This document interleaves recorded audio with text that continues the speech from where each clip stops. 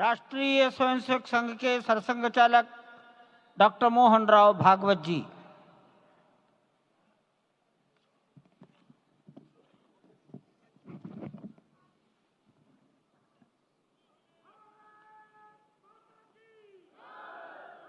आदरणीय प्रधानमंत्री जी, उत्तर प्रदेश के आदरणीय मुख्यमंत्री जी, आदरणीय राज्यपाल महोदया, देश के आज विद्यमान सभी पंथ संप्रदायों का प्रतिनिधित्व करने वाले हमारे संत ऋषि आचार्य गण और समाज के सब स्तरों का प्रतिनिधित्व करने वाले निमंत्रित महानुभाव,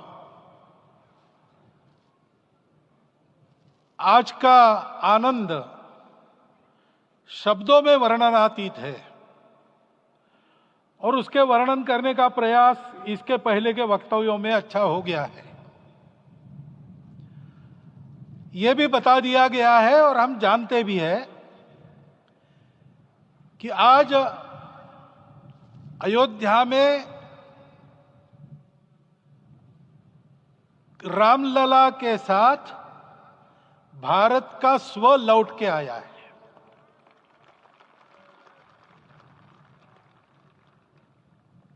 और संपूर्ण विश्व को त्रासदी से राहत देने वाला एक नया भारत खड़ा होके रहेगा, इसका प्रतीक आज का कार्यक्रम बन गया है। ऐसे समय में आपके उत्साह का, आपके आनंद का वर्णन कोई नहीं कर सकता। हम यहां पर अनुभव कर रहे, पूर्ण देश में यही वातावरण है। छोटे छोटे मंदिर के सामने दूरदर्शन पर इस कार्यक्रम को सुनने वाले हमारे समाज के करोड़ों बंधु वहां पहुंच न पाए, ऐसे घर घर के हमारे नागरिक सज्जन, माता भगिनी सब भाव विभोर है, सब में आनंद है, सब में उत्साह है।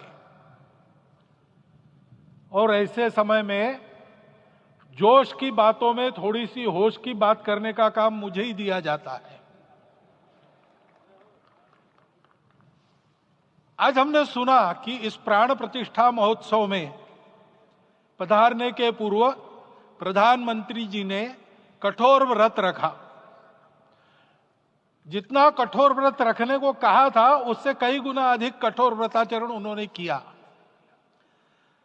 मेरे पुराना उनसे परिचय है, मैं जानता हूं वो तपस्वी है ही, परंतु वो अकेले तप कर रहे हैं, हम क्या करेंगे।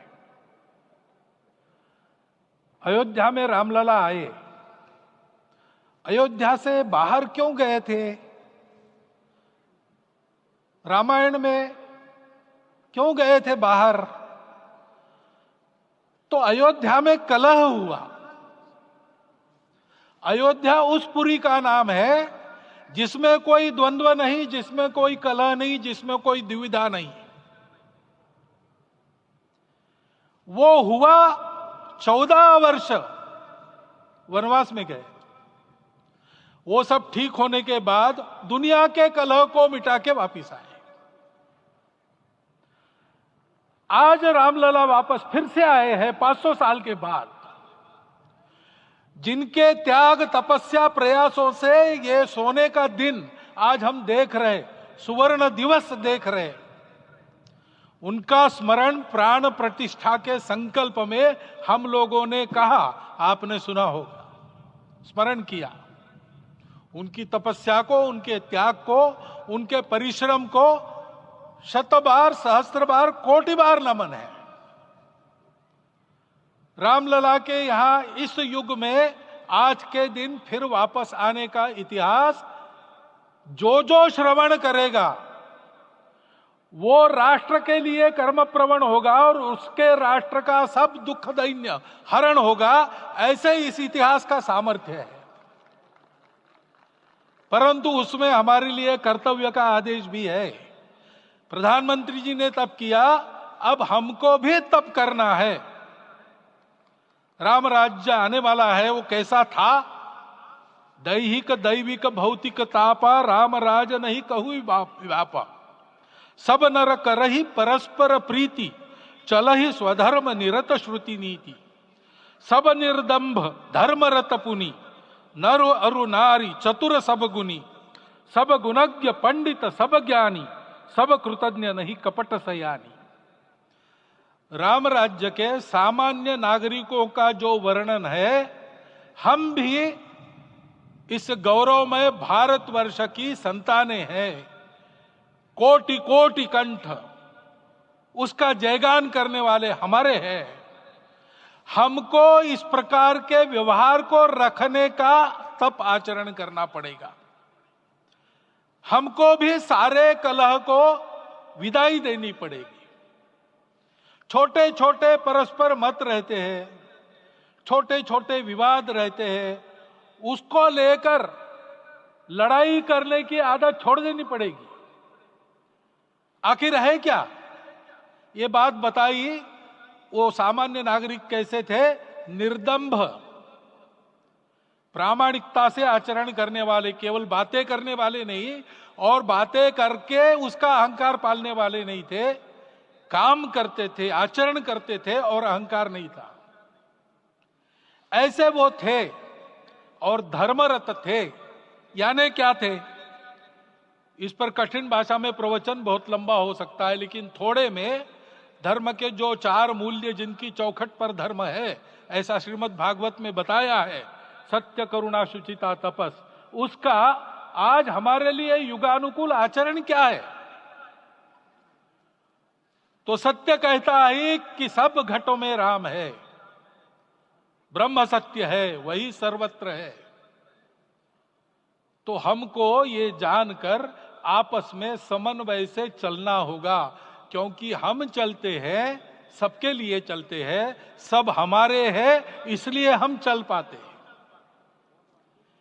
और इसलिए आपस में समन्वय रखकर व्यवहार करना, यह धर्म का पहला जो पैर है, सत्य, उसका आचरण है। करुणा दूसरा कदम है, उसका आचरण है सेवा और परोपकार। सरकार की कई योजनाएं गरीबों को राहत दे रही, सब हो रहा है, लेकिन हमारा भी कर्तव्य है, ये सब समाज बांधव हमारे अपने बंधु है। तो जहां हमको दुख दिखता है, पीड़ा दिखती है, वहां हम दौड़ जाए, सेवा करें, दोनों हाथों से कमाएं, अपने लिए न्यूनतम आवश्यक रखकर बाकी सारा वापस दे, सेवा और परोपकार के माध्यम से।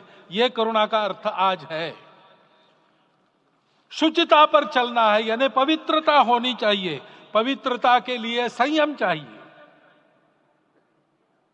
अपने को रोकना है। सब अपनी इच्छाएं, सब अपने मत, सब अपनी बातें ठीक होंगी ही ऐसा नहीं, और होगी तो भी अन्यों के भी मत है, अन्यों की भी इच्छाएं हैं।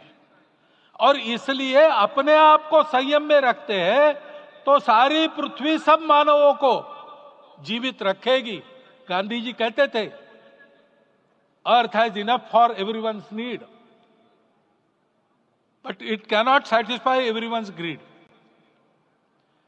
तो लोभ नहीं करना, संयम में रहना और अनुशासन का पालन करना, अपने जीवन में अनुशासन रहना, अपने समाज में अनुशासन रहना।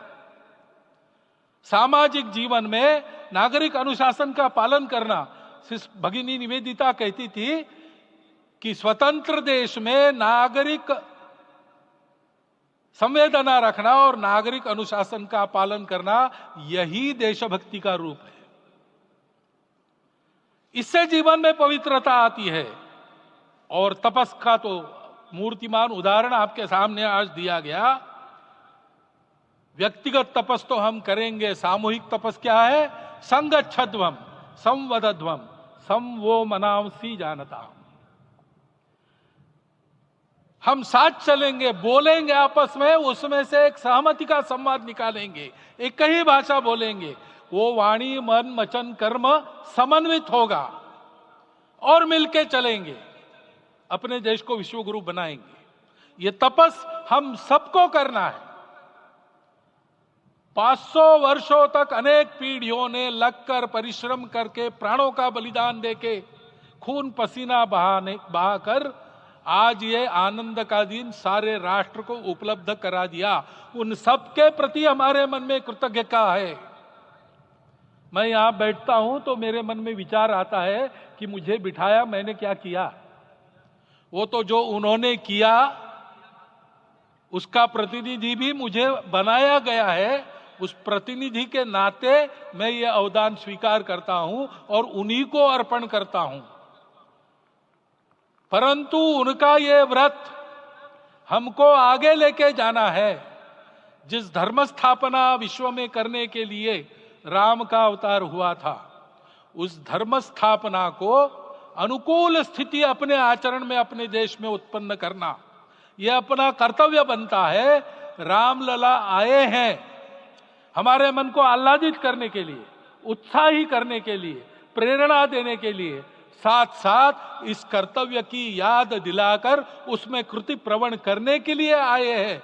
उनका आदेश सर पे लेके हम यहां से जाए। सब लोग तो यहां आ नहीं सके, लेकिन वो सुन रहे, देख रहे।